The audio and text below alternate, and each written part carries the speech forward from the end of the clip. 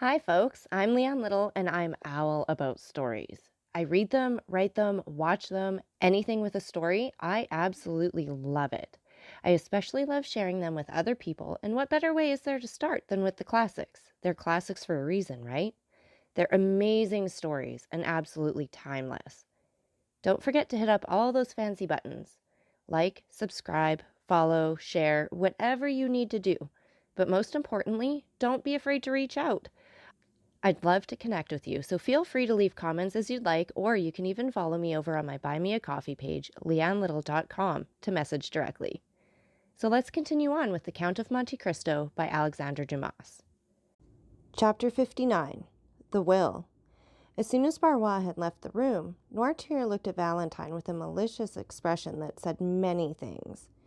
The young girl perfectly understood the look, and so did Villefort, for his countenance became clouded, and he knitted his eyebrows angrily. He took a seat and quietly awaited the arrival of the notary.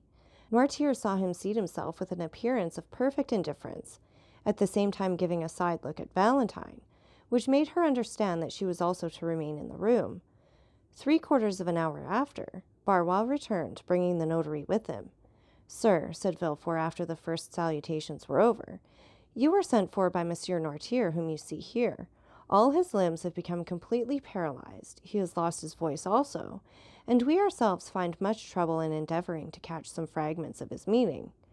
Noirtier cast an appealing look on Valentine, which look was at once so earnest and imperative that she answered immediately. "Sir," said she, "I perfectly understand my grandfather's meaning at all times."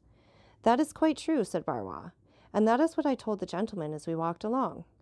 "Permit me," said the notary, turning first to Villefort and then to Valentine, "permit me to state that the case in question is just one of those in which a public officer like myself cannot proceed to act without thereby incurring a dangerous responsibility. The first thing necessary to render an act valid is that the notary should be thoroughly convinced that he has faithfully interpreted the will and wishes of person dictating the act. Now, I cannot be sure of the approbation or disapprobation of a client who cannot speak, and as the object of his desire or his repugnance cannot be clearly proved to me, on account of his want of speech, my services here would be quite useless and cannot legally be exercised." The notary then prepared to retire. An imperceptible smile of triumph was expressed on the lips of the procurer.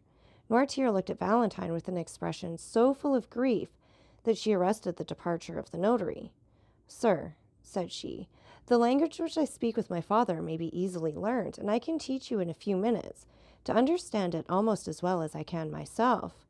Will you tell me what you require in order to set your conscience quite at ease on the subject? In order to render an act valid, I must be certain of the approbation or disapprobation of my client.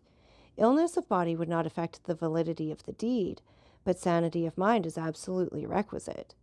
Well, sir, by the help of 2 signs, with which I will acquaint you presently, you may ascertain with perfect certainty that my grandfather is still in the full possession of all his mental faculties. Monsieur Noirtier, being deprived of voice and motion, is accustomed to convey his meaning by closing his eyes when he wishes to signify yes, and to wink when he means no. Now you know quite enough to enable you to converse with Monsieur Noirtier. Try." Noirtier gave Valentine such a look of tenderness and gratitude that was comprehended by even the notary himself. "You have heard and understood what your granddaughter has been saying, sir, have you?" asked the notary. Noirtier closed his eyes. "And you approve of what she said? That is to say, you declare that the signs which she mentioned are really those by means of which you are accustomed to convey your thoughts?" "Yes." "It was you who sent for me?" "Yes." "To make your will?" "Yes." "And you do not wish me to go away without fulfilling your original intentions?" The old man winked violently. "Well, sir," said the young girl, "do you understand now, and is your conscience perfectly at rest on the subject?" But before the notary could answer, Villefort had drawn him aside. "Sir," said he, "do you suppose for a moment that a man can sustain a physical shock such as Monsieur Noirtier has received, without any detriment to his mental faculties?" "It's not exactly that, sir," said the notary, "which makes me uneasy. But the difficulty will be in wording his thoughts and intentions so as to be able to get his answers." "You must see that to be an utter impossibility," said Villefort. Valentine and the old man heard this conversation, and Noirtier fixed his eye so earnestly on Valentine that she felt bound to answer to the look. "Sir," said she, "that need not make you uneasy, however difficult it may at first sight appear to be. I can discover and explain to you my father's thoughts, so as to put an end to all your doubts and fears on the subject. I have now been 6 years with Monsieur Noirtier, and let him tell you if ever once during that time he has entertained a thought which he was unable to make me understand." "No," signed the old man. "Let us try what we can do then," said the notary. "You accept this young lady as your interpreter, Monsieur Noirtier?" "Yes." "Well, sir, what do you require of me, and what document is it that you wish to be drawn up?" Valentine named all the letters of the alphabet until she came to W. At this letter the eloquent eye of Noirtier gave her notice that she was to stop. "It is very evident that it is the letter W which Monsieur Noirtier wants," said the notary. "Wait," said Valentine. And turning to her grandfather, she repeated wa, we, why. The old man stopped her at the last syllable. Valentine then took the dictionary, and the notary watched her while she turned over the pages. She passed her finger slowly down the columns, and when she came to the word will, Monsieur Noirtier's eye bade her to stop. "Will," said the notary. "It is very evident that Monsieur Noirtier is desirous of making his will." "Yes, yes, yes," motioned the invalid. "Really, sir, you must allow that this is most extraordinary," said the astonished notary, turning to Monsieur de Villefort. "Yes," said the procureur, "and I think the will promises to be yet more extraordinary, for I cannot see how it is to be drawn up without the intervention of Valentine, and she may, perhaps, be considered as too much interested in its contents to allow of her being a suitable interpreter of the obscure and ill-defined wishes of her grandfather." "No, no, no," replied the eye of the paralytic. "What?" said Villefort. "Do you mean to say that Valentine is not interested in your will?" "No."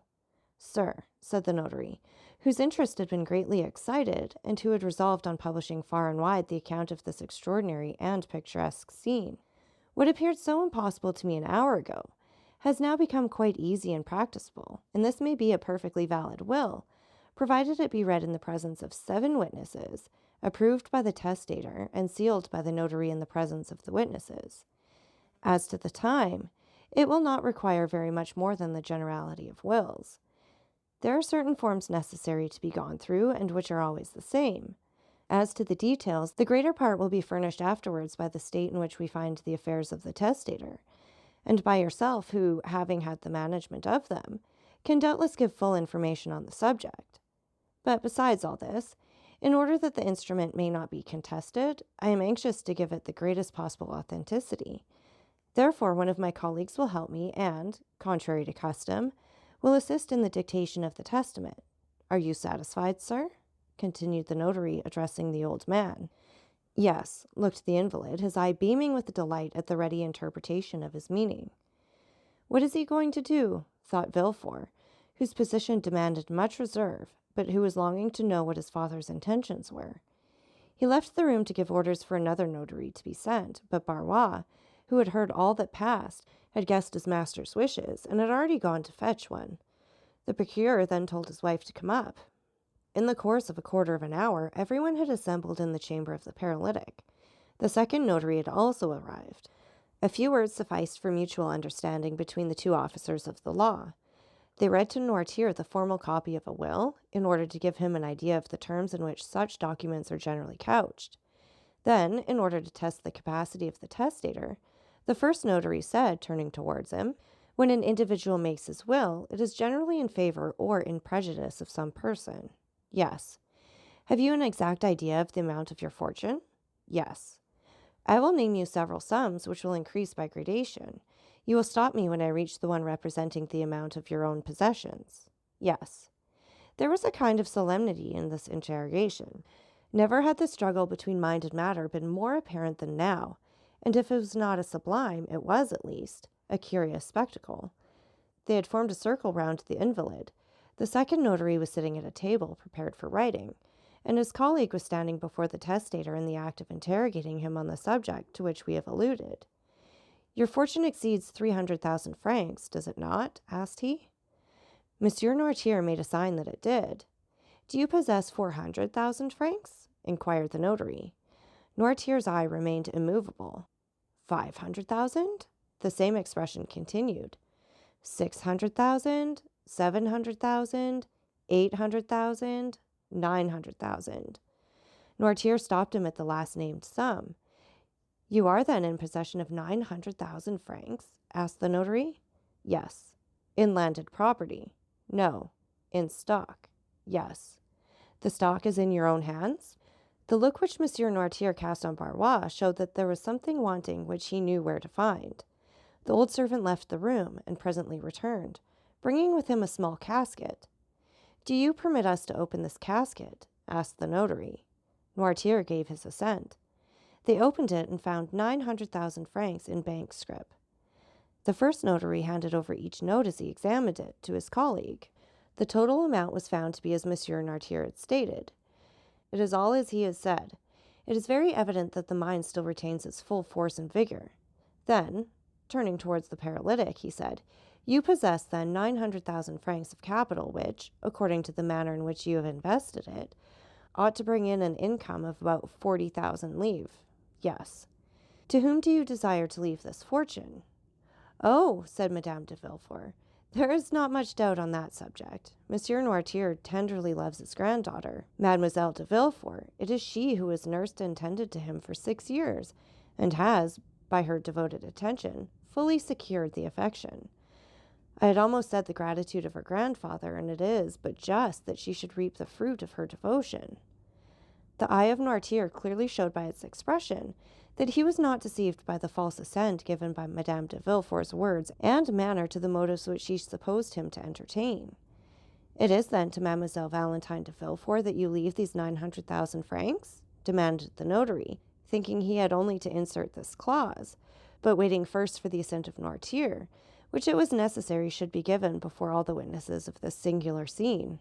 Valentine, when her name was made the subject of discussion, had stepped back to escape unpleasant observation. Her eyes were cast down, and she was crying. The old man looked at her for an instant with an expression of the deepest tenderness. Then, turning towards the notary, he significantly winked his eye in token of dissent. What? Said the notary. Do you not intend making Mademoiselle Valentine de Villefort your residuary legatee? No. You are not making any mistake, are you? Said the notary. You really mean to declare that such is not your intention? No, repeated Noirtier. No. Valentine raised her head, struck dumb with astonishment. It was not so much the conviction that she was disinherited that caused her grief, but her total inability to account for the feelings which had provoked her grandfather to such an act. But Noirtier looked at her with so much affectionate tenderness that she exclaimed, Oh, grandpapa, I see now it is only your fortune which you deprive me. You still leave me the love which I have always enjoyed. Ah, yes, most assuredly, said the eyes of the paralytic, for he closed them with an expression which Valentine could not mistake. Thank you, murmured she. The old man's declaration that Valentine was not the destined inheritor of his fortune had excited the hopes of Madame de Villefort. She gradually approached the invalid and said, Then, doubtless, dear Monsieur Noirtier, you intend on leaving your fortune to your grandson, Edward de Villefort? The winking eyes which answered this speech was most decided and terrible, and expressed a feeling almost amounting to hatred. No, said the notary. Then perhaps it is to your son, Monsieur de Villefort. No. The two notaries looked at each other in mute astonishment and inquiry as to what were the real intentions of the testator. Villefort and his wife both grew red, one from shame, the other from anger. What have we all done then, dear grandpapa? Said Valentine. You no longer seem to love any of us. The old man's eyes passed rapidly from Villefort and his wife, and rested on Valentine with a look of unutterable fondness. Well, said she, if you love me, grandpapa, try and bring that love to bear upon your actions at this present moment. You know me well enough to be quite sure that I have never thought of your fortune. Besides, they say I am already rich in right of my mother, too rich even. Explain yourself, then. Noirtier fixed his intelligent eyes on Valentine's hand. My hand, said she. Yes, her hand, exclaimed everyone. Oh, gentlemen, you see it is all useless, and that my father's mind is really impaired, said Villefort. Ah, cried Valentine suddenly, I understand. It is my marriage you mean, is it not, dear grandpapa? Yes, signed the paralytic, casting on Valentine a look of joyful gratitude for having guessed his meaning. You're angry with us all on account of this marriage, are you not? Yes. Really, this is too absurd, said Villefort. Excuse me, sir, replied the notary. On the contrary, the meaning of Monsieur Noirtier is quite evident to me, and I can quite easily connect the train of ideas passing in his mind. You do not wish me to marry Monsieur Franz d'Épinay? Observed Valentine. I do not wish it, said the eye of her grandfather. And you disinherit your granddaughter, continued the notary, because she has contracted an engagement contrary to your wishes. Yes. So that, but for this marriage, she would have been your heir. Yes. There was a profound silence.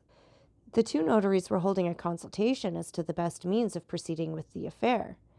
Valentine was looking at her grandfather with a smile of intense gratitude, and Villefort was biting his lips with vexation, while Madame de Villefort could not succeed in repressing an inward feeling of joy, which, in spite of herself, appeared in her whole countenance.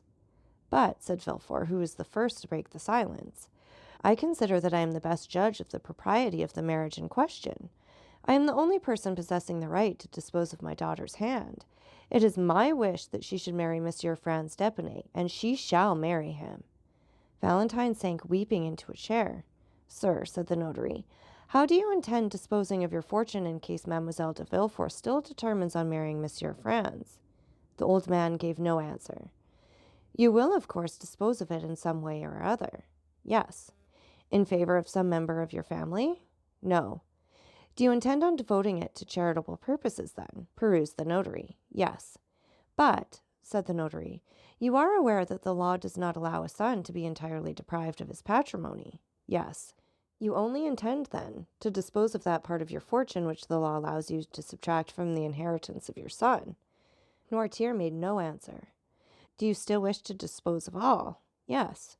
But they will contest the will after your death. No. My father knows me, replied Villefort. He is quite sure that his wishes will be held sacred by me. Besides, he understands that in my position I cannot plead against the poor. The eye of Noirtier beamed with triumph. What do you decide on, sir? Asked the notary of Villefort. Nothing, sir. It is a resolution which my father has taken, and I know he never alters his mind. I am quite resigned. These 900,000 francs will go out of the family in order to enrich some hospital. But it is ridiculous thus to yield to the caprices of an old man, and I shall therefore act according to my conscience. Having said this, Villefort quitted the room with his wife, leaving his father at liberty to do as he pleased. The same day the will was made, the witnesses were brought, it was approved by the old man, sealed in the presence of all, and given in charge to Monsieur Deschamps, the family notary. So that's it for this chapter. And again, take a minute to like, subscribe, and share. And don't forget that I love hearing from all of you. So please leave any comments you'd like, or you can follow me over on my Buy Me a Coffee page, leannelittle.com. That's LIANELITTLE.com. And thank you so much for listening. Remember, it's Owl about the story. Have a great day.